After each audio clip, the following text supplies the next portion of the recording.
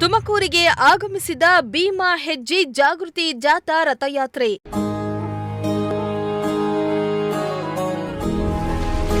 ಭೀಮಾ ಹೆಜ್ಜೆ ರಥವನ್ನ ಸ್ವಾಗತಿಸಿದ ಬಿಜೆಪಿ ಶಾಸಕರು.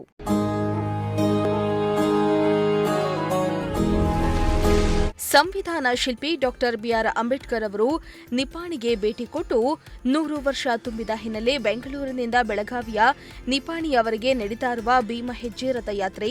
ತುಮಕೂರಿನಲ್ಲಿ ಈ ರಥಯಾತ್ರೆಗೆ ಅದ್ದೂರಿಯಾಗಿ ಸ್ವಾಗತ ಕೋರಲಾಯಿತು.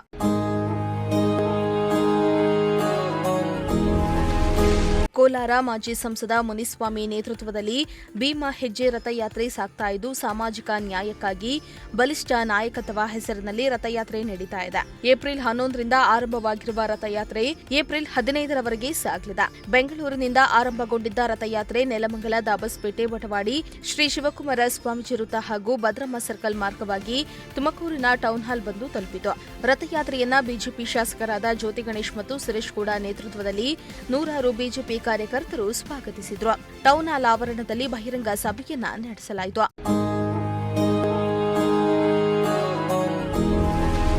ಇನ್ನು ಈ ವೇಳೆ ಬಿಜೆಪಿ ಕಾರ್ಯಕರ್ತರು ಬೈಕ್ ರ್ಯಾಲಿ ನಡೆಸಿ ಸಂಭ್ರಮಿಸಿದ್ರು. ಬಳಿಕ ಮಾತನಾಡಿದ ಬಿಜೆಪಿ ನಾಯಕರು ರಾಜ್ಯ ಕಾಂಗ್ರೆಸ್ ಸರ್ಕಾರದ ವಿರುದ್ಧ ವಾಗ್ದಾಳಿಯನ್ನ ನಡೆಸಿದ್ರು. ಈ ಒಂದು ರಾಜ್ಯ ಕಾಂಗ್ರೆಸ್ ಸರ್ಕಾರ ಯಾವ ರೀತಿ ಶೆಡ್ಯೂಲ್ ಕ್ಯಾಸ್ಟ್, ಶೆಡ್ಯೂಲ್ ಟ್ರೈಬ್ ನ ಹಣವನ್ನ ದುರುಪಯೋಗ ಪಟ್ಟಿದೆ ಅಂತ ಎಲ್ಲರೂ ಕೂಡ ನಾವು ಹಲವಾರು ಸ್ಟ್ರೈಕ್ ಅನ್ನ ಮಾಡಿದ್ವಿ. ಇವತ್ತು ಪೇಪರ್ಗಳಲ್ಲಿ ಹಲವಾರು ತಿಂಗಳಿಂದ ನಾವು ನೋಡ್ತಿದ್ವಿ. ಮಾದೇವಪ್ಪನವರ ಪೋಸ್ಟ್ ಕೊಟ್ಕೊಂಡು ಒಂದ್ ಕಡೆ ಜಗಜೀವನ್ ರಾಮ್ ಅವ್ರದ್ದು, ಒಂದ್ ಕಡೆ ಅಂಬೇಡ್ಕರ್ ಅವ್ರದ್ದು ಫೋಟೋ ಹಾಕೊಂಡು ದೊಡ್ಡ ಮಟ್ಟದ ಪ್ರಚಾರವನ್ನ ಮಾಡ್ತಿದ್ದಾರೆ. ಆದ್ರೆ ಅವರಿಬ್ರು ಕೂಡ ಜೀವಂತವಾಗಿದ್ದಂತ ಕಾಲದಲ್ಲಿ ಇವರು ಅವರಿಗೆ ಮಾಡಿದಂತ ಅಪಚಾರ ಒಂದಲ್ಲ ಎರಡಲ್ಲ. ಬಾಬು ಜಗಜೀವನ್ ರಾಮ್ ಅವ್ರನ್ನ ಪಕ್ಷದಿಂದನೇ ಓಡಿಸ್ತಾರೆ. ಅವರು ಪ್ರಧಾನ ಮಂತ್ರಿ ಮೆಟೀರಿಯಲ್ ಆದ್ರೆ ಮಾಡಕ್ ಬಿಡ್ಲಿಲ್ಲ. ಉಪಮುಖ್ಯಮಂತ್ರಿಗಳಾದ್ರು 77ರಲ್ಲಿ. ತದನಂತರ ಅವರೇ ಒಂದು ಸಪರೇಟ್ ಪಾರ್ಟಿ ಮಾಡಿದ್ರು. ಬಾಬಾ ಸಾಹೇಬ್ ಅಂಬೇಡ್ಕರ್ ಅವರಿಗೆ ಅವ್ರು ಇದ್ದಂತಹ ಕಾಲದಲ್ಲಿ ಅವ್ರನ್ನ ಸೋಲ್ಸಕ್ಕೆ ಕಾಂಗ್ರೆಸ್ ಅಪೋಸಿಷನ್ ನಲ್ಲಿ ಆಪೋಸಿಟ್ ಆಗಿ ಒಂದು ಕ್ಯಾಂಡಿಡೇಟ್ ಹಾಕಿದ್ರು, ಸೋಲಿಸ್ತಾರೆ ಅವ್ರು. ಮತ್ತು ಅವ್ರಿಗೆ ಭಾರತ ರತ್ನ ಕೊಡ್ಲಿಲ್ಲ. ಅವ್ರು ತೀರ್ಕೊಂಡಾಗ ಅವ್ರ ಡೆಲ್ಲಿನಲ್ಲಿ ಎಂತೆಂತ ನಾಯಕರುಗಳು ಸಣ್ಣ ಪುಟ್ಟವ್ರಿಗೆ ಜಾಗ ಕೊಟ್ಟರು, ಇವರಿಗೆ ಒಂದು ಜಾಗ ಕೊಡ್ಲಿಲ್ಲ. ಆದ್ರಿಂದ ಜೀವಂತ ಕಾಲದಲ್ಲಿ ಇಬ್ರು ಶ್ರೇಷ್ಠ ಪರಿಶಿಷ್ಟ ಜಾತಿಗೆ ಸೇರಿದಂತ ನಾಯಕರನ್ನ ಇವರು ಜೀವಂತವಾಗಿ ತುಳಿದ್ರು. ಆದ್ರೆ ಈಗ ಅವರ ಹೆಸರಿನಲ್ಲಿ ಇವರು ನಾವೇನೋ ಮಾಡಿದೀವಿ ಅಂತ ಓಟ್ ಹಾಕ್ಸ್ಕೊಂತಾರೆ. ಎಷ್ಟು ಸರಿ.